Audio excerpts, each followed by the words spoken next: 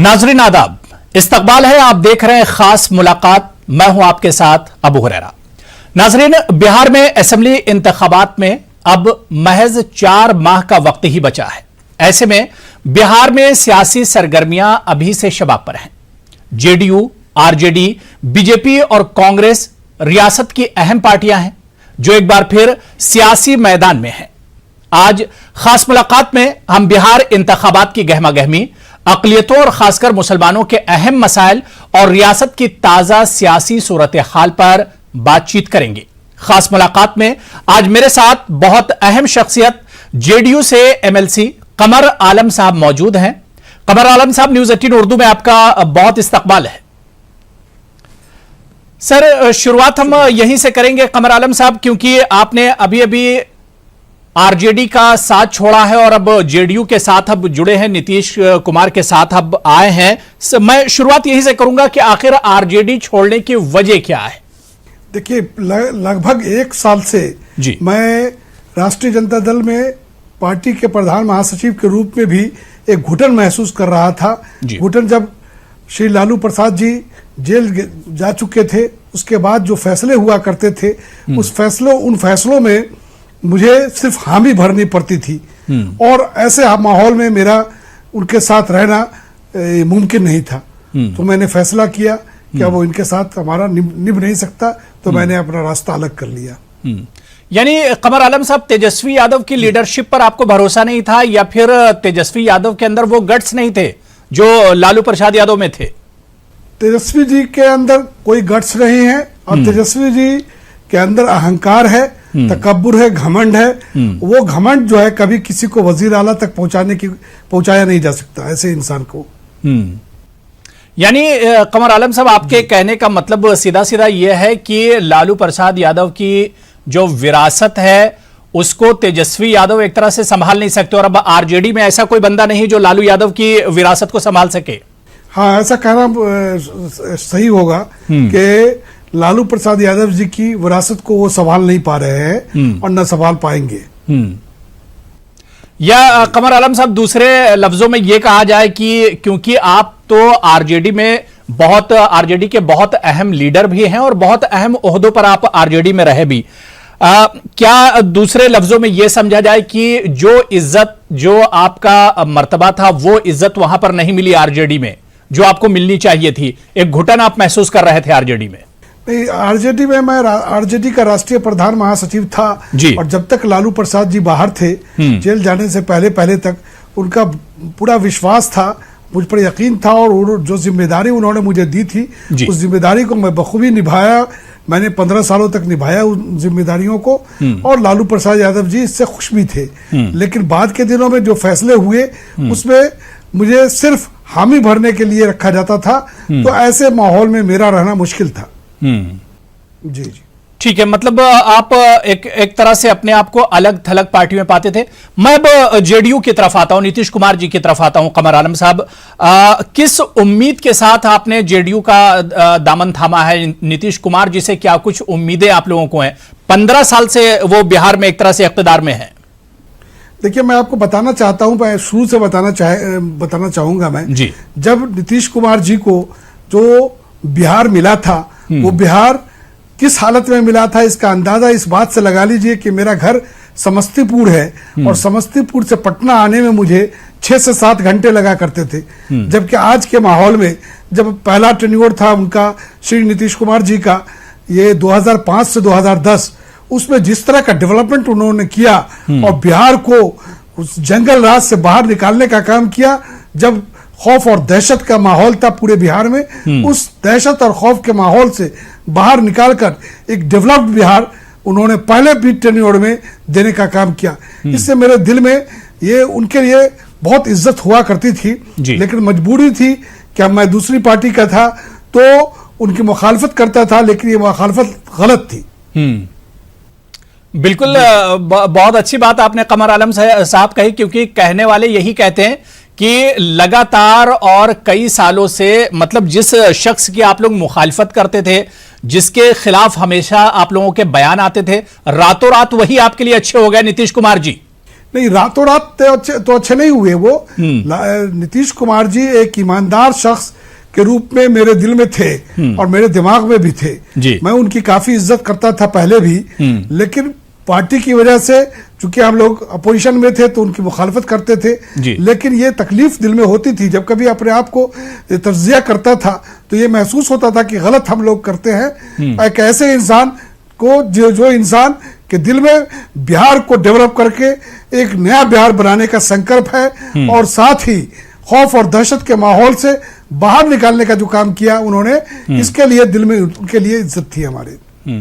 कमर आलम साहब, आपने बात नए बिहार की नया बिहार, क्या लगता है आपको कि पिछले 15 सालों से नीतीश कुमार जी इख्तिदार में हैं, वाकई में उन्होंने एक तरह से काया पलट की है और बिहार अब वाकई में डेवलप हो रहा है, डेवलपमेंट की तरफ एक तरह से गामजन है, तरक्की की तरफ बढ़ रहा है? क्या कुछ बदलाव आपको इन 15 सालों में नजर आ रहा है? आप इससे अंदाजा लगा सकते हैं कि जब बिहार में श्री नीतीश कुमार जी को सरकार मिली थी, उस वक्त बिहार का बजट हुआ करता था 24,000 करोड़ का। आज बिहार का बजट है 2,26,000 करोड़ का।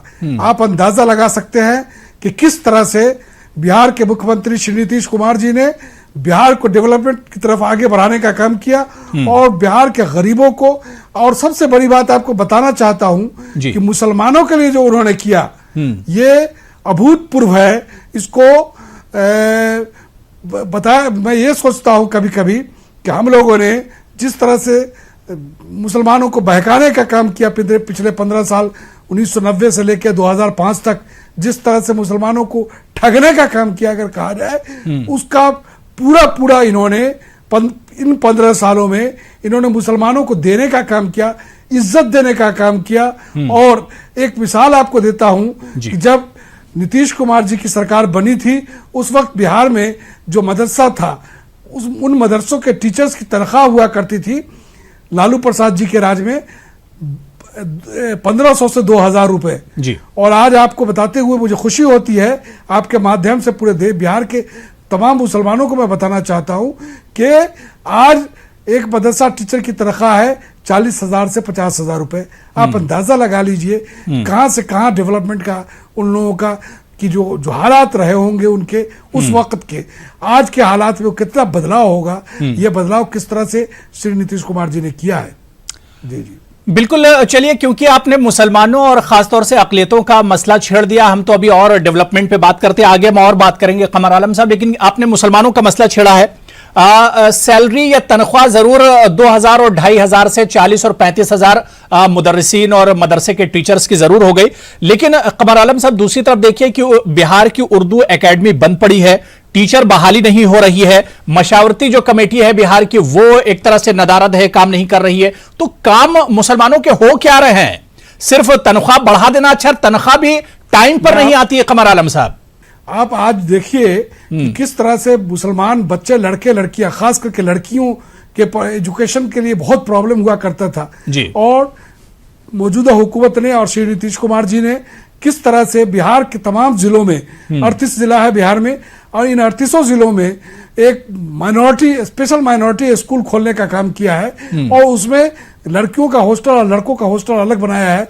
ये बहुत बड़ा अचीवमेंट है। साथ ही मैं आपको बताना चाहता हूं कि ये जिस तरह से वजीफा देकर बिहार के लड़के लड़कियों को जो फर्स्ट डिवीजन पास हुआ करते थे उन लोगों को वजीफा देकर और 10,000 रुपए देकर किस तरह से आगे बढ़ाने का काम किया है बताया नहीं जा सकता। ये इससे पहले कि किसी गवर्नमेंट ने इस तरह का काम नहीं किया था।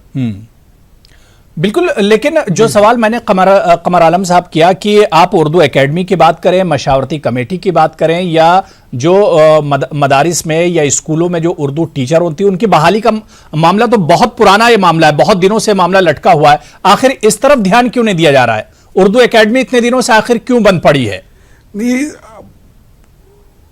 बहुत जल्द इन सारी चीजों का भी निपटारा हो जाएगा और आप देखेंगे कि मुसलमानों की भलाई के लिए आने वाले दिनों में और किस तरह से ये मौजूदा मुख्यमंत्री श्री नीतीश कुमार जी आगे बढ़ाने का काम करते हैं, मुसलमानों को डेवलपमेंट की तरफ आगे बढ़ाते हैं। देखेंगे आप। बिल्कुल, यानी आपको उम्मीद है कि नीतीश कुमार जी करेंगे मुसलमानों के लिए?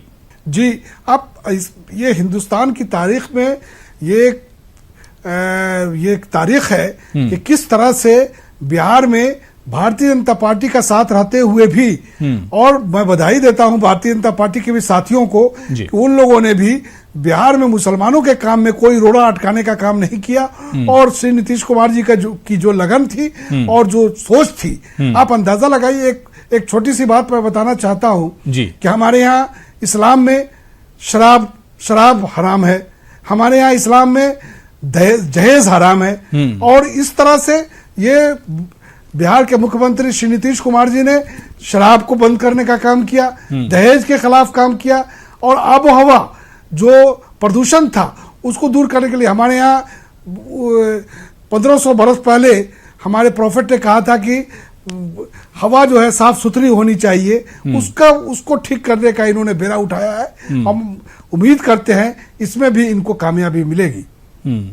बिल्कुल। और दिलचस्प तो ये भी है कि अब वही बीजेपी जिसके ऊपर लगातार आप लोग सवाल उठाते थे, वो भी अब एक तरह से जेडीयू वालों के लिए और आप लोगों के लिए एक तरह से सेकुलर हो गई। मैं उधर नहीं जाना चाह रहा हूं उस तरफ, लेकिन कमर आलम साहब, बिहार में नीतीश कुमार जी के इख्तिदार में जिस डेवलपमेंट की आप बात कर रहे थे, डेवलपमेंट आखिर हुआ कहां है? आपने एक मिसाल दी कि आप पटना से समस्तीपुर आते जाते हैं तो वो जो एक दूरी है वो इतना डेवलप हो गया कि वो दूरी कम हो गई। यहां पर तो डेवलपमेंट नजर आ रहा है, लेकिन अभी ज्यादा वक्त नहीं गुजरा है। आप देखिए कि जो सैलाब पिछले साल आया था और उसके बाद पटना जो शहर था पूरा एक तरह से डूबा जा रहा था। डेवलपमेंट इसे कहेंगे, या आज भी हिंदुस्तान के हर सूबे हर शहर में बिहार के लोग रोजगार के लिए मिलेंगे, क्या इसे डेवलपमेंट आप कहेंगे? या इसके अलावा मुसलमानों की बात कर लें, उनकी जो आज सूरत हाल है, क्या इसे डेवलपमेंट कहेंगे? डेवलपमेंट कहेंगे किसे कमर आलम साहब? आपको ये बताते हुए मुझे अच्छा लग रहा है कि किस तरह से 15 सालों में श्री नीतीश कुमार जी ने रोड के लिए काम किया, बिजली के लिए।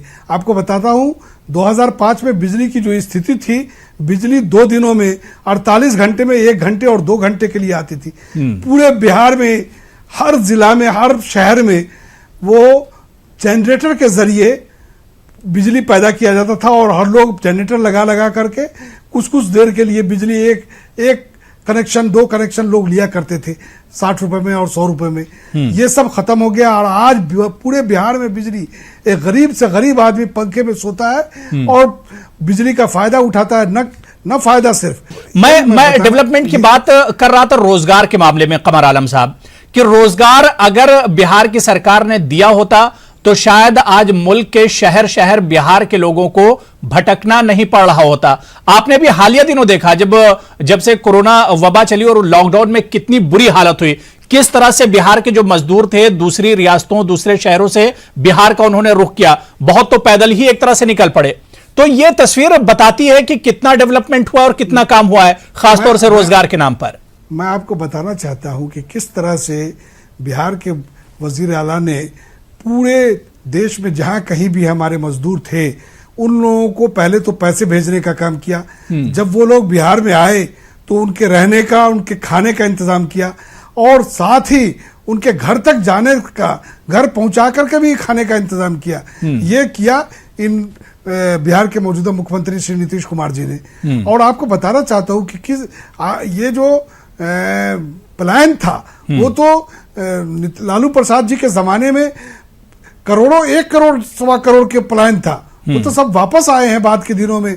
यहाँ कुछ रोजगार मिला है मनरेगा के जरिए भी, और भी कई रोजगार मिला है जिसपे वो काम करते थे। और पहले आपने सुना होगा कि 21 लाख लोग आए वहां से, बाहर से। तो इसका मतलब पहले तो 1 करोड़ 1.25 करोड़ लोग हुआ करते थे बाहर, अब तो सिर्फ 21 लाख बाहर थे, जो सबके सब आ गए थे। तो इस तरह से आने के बाद जिस तरह से उन लोगों के लिए काम किया गया, उनको हर जगह क्वारंटाइन में रख के उनको खाना पीना इलाज सब कुछ करा करके उनको सेहतमंद बनाकर उनके घर भेजा गया। ये किस तरह से एक मजबूत सरकार जिसके अंदर संकल्प हो अच्छा कुछ करने का, वही ऐसा कर सकती है। ये साबित किया था श्री नीतीश कुमार जी ने।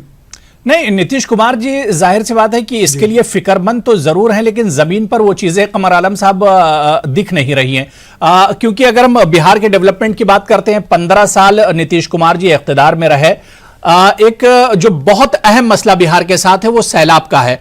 फिर से सैलाब का खतरा एक तरह से है क्योंकि बारिश का मौसम शुरू हो चुका है और फिर से बिहार के लोगों पर, जो लोग तराई इलाकों में रहते हैं, वहां पर अब सैलाब का खतरा फिर से है।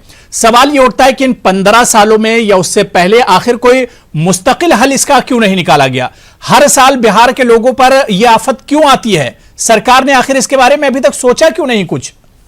सैलाब बहुत बड़ा मसला है बिहार के लिए। सरकार पूरी गंभीरता से सोच रही है और आपको मैं बताना चाहता हूं, पिछले साल का भी आपने वाकया बताया कि पिछले साल किस तरह से पटना में और कई जगह जल जमाव हो गया था। तो सिर्फ पटना में हुआ था, वो भी नालों के बंद होने की वजह से हुआ था।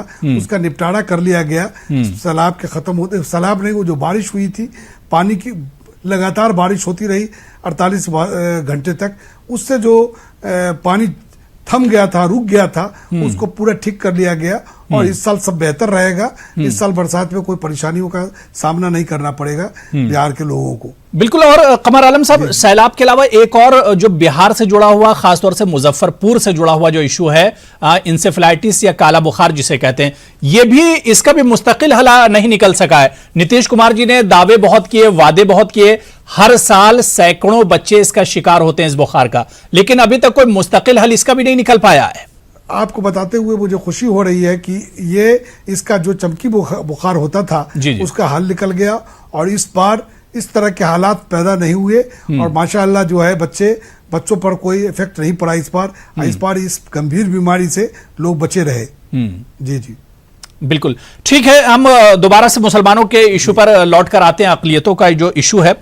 कमर आलम साहब, बिहार में हमने देखा कि नीतीश कुमार जी ने मुसलमानों के लिए बहुत काम किया और खासतौर से माइनॉरिटीज के लिए बहुत काम किया, लेकिन स्कीमें भी बहुत सारी हुई जिसका ऐलान किया गया, लेकिन जमीनी सतह पर आप देखिए कि जमीन पर वो चीजें इंप्लीमेंट नहीं हो पाए, उसका निफाज नहीं हो पाया। मतलब स्कीमों का ऐलान तो कर दिया गया लेकिन वो स्कीमों के जरिए काम नहीं हुआ, फायदा लोगों को नहीं मिला उन स्कीमों से। मैं आपको बताना चाहता हूं कि जब नीतीश कुमार जी की सरकार बनी 2005 में, उसके बाद सबसे बड़ा जो अचीवमेंट हुआ मुसलमानों के लिए वो ये हुआ कि जो लड़की जहां भी कहीं लड़कियां पढ़ी लिखी होती थी उन सबको वहां पे सरकारी स्कूल में नौकरी मिल गई। आज तमाम मुसलमानों के मोहल्ले में, आप किसी मोहल्ले में चले जाइए पूरे बिहार में, आपको 2-3 लड़कियां स्कूल में, उस मोहल्ले की और उस गांव की 2-3 लड़कियां आपको स्कूल में पढ़ाती हुई मिलेंगी और उनकी नौकरी होगी। ये कितना बड़ा अचीवमेंट है। मुझे नहीं लगता कि इससे पहले किसी सरकार ने इतना सोचा होगा कि एक आम सी हर गांव की मुसलमान लड़कियों को नौकरी मिल जाए। इससे पहले कि किसी सरकार ने नहीं सोचा था। नहीं, अब जिस तरह के हालात हैं कोरोना के बाद, या अब कोरोना के इस दौर में जिस तरह के हालात हैं, सरकार ने, सेंटर ने भी एक तरह से ऐलान किया कि जो परेशान लोग हैं उन्हें लोन का इंतजाम किया जाएगा। खासतौर से बिहार ने, सरकार ने कदम उठाया था कि मुसलमानों और माइनॉरिटीज को अलग से उन्हें एक स्कीम बनाई जाएगी और लोन दिया जाएगा। क्या इस जानिब कुछ काम हो रहा है कमर आलम साहब? जो अक़लियती लोग जो परेशान हैं, क्या उनके लिए कुछ अलग से कदम उठाया जा रहा है? अलग से कदम उठाया जा रहा है। बहुत जल्द आप देखेंगे कि बिहार के वो उन लोगों को जो लोग परेशान से घूम रहे थे और जिनको लोन की जरूरत थी, वो तमाम लोगों को लोन की व्यवस्था की जाएगी। कई ये स्कीम है, उस स्कीम के तहत जो है उन लोगों को लोन दे करके उनको बिजनेस और इसमें आगे बढ़ाने का काम किया जाएगा। बिल्कुल। कमर आलम साहब, क्योंकि बात हमने कोरोना की अब छेड़ दी है, तो कोरोना भी हम देख रहे हैं कि लगातार बिहार में बढ़ता जा रहा है और खासतौर से पटना जहां पर आप हैं, यहां पर हालात दिन ब दिन खराब ही होते जा रहे हैं, इस पर काबू नहीं पाया जा रहा है। मैं आपको बताना चाहता हूं कि आज जो है बिहार में टेस्टिंग की बहुत बड़ी, पहले टेस्ट हुआ करता था 1500, आज 20-20 हजार तक होने जा रहा है टेस्ट। इन हालात में तो निश्चित तौर पर जो बिहार की स्थिति है वो तमाम दूसरे राज्यों से बहुत बेहतर है। नहीं, लेकिन जिस तरह की खबरें आती हैं और जिस तरह से तेजस्वी यादव ने पिछले दिनों बिल्कुल सरकार पर हल्ला बोला कि कोरोना को लेकर सरकार एक तरह से संजीदा नहीं है, सिर्फ काम के नाम पर या कोरोना के नाम पर सिर्फ खाना पूर्ति हो रही, बस काम नहीं हो रहा है जमीनी सतह पर, यह तेजस्वी यादव ने यह इल्जाम लगाया।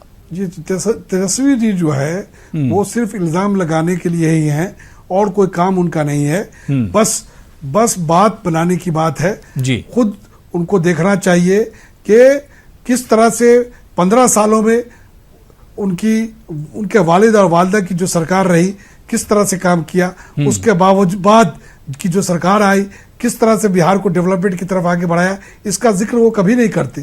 सिर्फ ये वहां के मजदूरों की बात किया करते थे, उसके बारे में इन्होंने क्या किया, क्या सोचा है उसके बारे में। लेकिन बिहार की सरकार ने जिस तरह से मजदूरों को ज्यादा से ज्यादा उन पर सहायता पहुंचाने की कोशिश की गई, और आपने देखा होगा और सुना होगा कि किस तरह से जो हिंदुस्तान के किसी कोने में मजदूर रहते थे उनको बिहार के चीफ मिनिस्टर के जरिए बिहार के मौजूदा मुख्यमंत्री ने हर एक इंसान, हर एक मजदूर के खाते में पैसा भेजने का काम किया। ये बहुत बड़ा अचीवमेंट है यहाँ के लिए कि एक नहीं, खाते में पैसा भेजना या मुफ्त राशन देना ये मुस्तकिल हल नहीं है। कमर आलम साहब, आप अकाउंट में पैसे भेज दें या मुफ्त राशन दे दें किसी को, यह मुस्तकिल हल नहीं है। सवाल यह उठता है कि 15 साल नीतीश कुमार जी इख्तिदार में रहे, रोजगार के लिए उन्होंने क्या किया? क्या जो लोग अब डिफरेंट स्टेट से या मुल्क के दूसरे शहरों से जो लोग बिहार लौट कर आए, क्या उनके रोजगार का इंतजाम अब बिहार के अंदर ही होगा? क्या यह सरकार उसके लिए भी अब कुछ कदम उठाएगी कि ये लोग फिर दोबारा से बाहर ना जाएं? बिल्कुल सही सवाल आपने किया है, और ये पूरी तरह से जो लोग भी यहां रहेंगे उनके सारे रहने का और उनके रोजगार का पूरा इंतजाम किया जा रहा है। और श्री नीतीश कुमार जी ने ये ऐलान कर दिया है कि जो हमारे मजदूर आए हैं वो यहीं रहें और यहीं रहकर रोजगार उनको देंगे।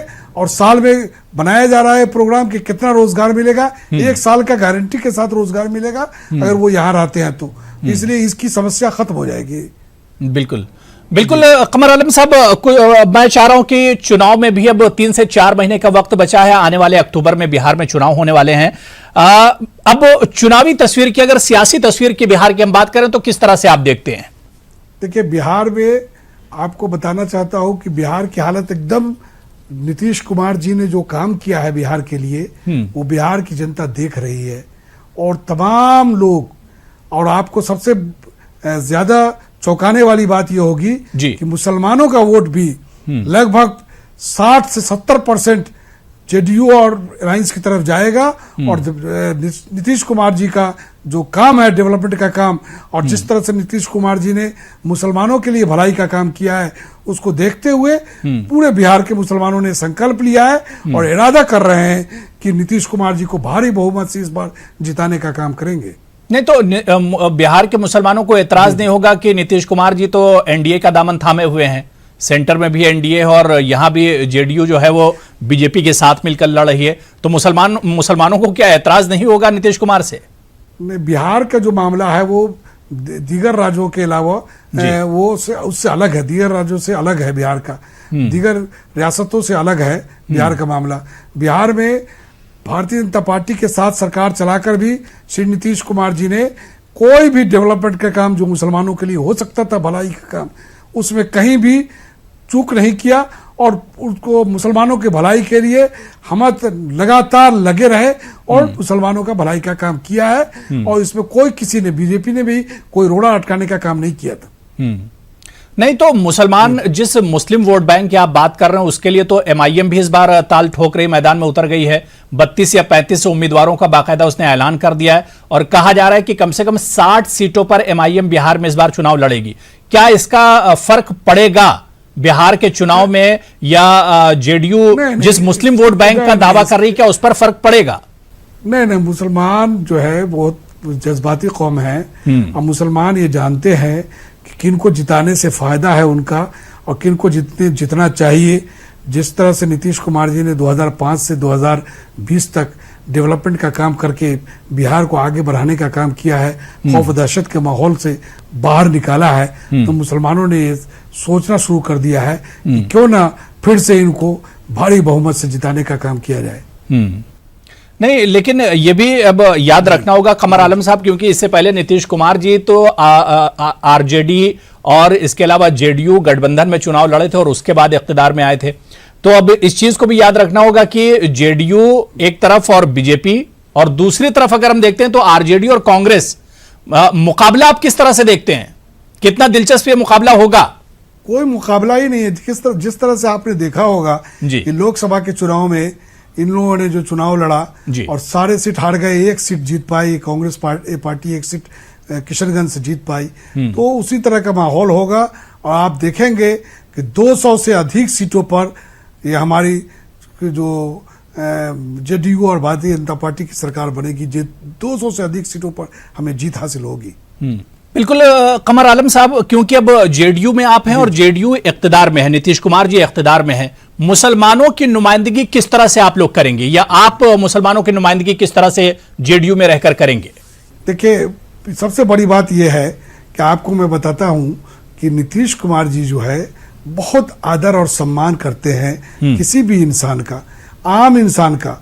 एक ऐसे इंसान के साथ काम करने में बिल्कुल मुझे भी मजा आएगा और जो इंसान रिस्पेक्ट और इज्जत देता हो उसके साथ काम करना भी चाहिए।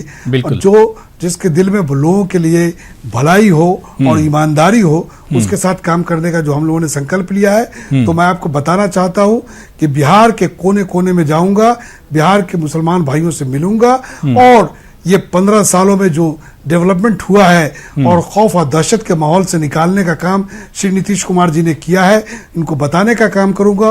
और उन 15 सालों में जो वादों की बरसात हुआ करती थी उस 15 सालों को भी याद दिलाने का काम करूंगा।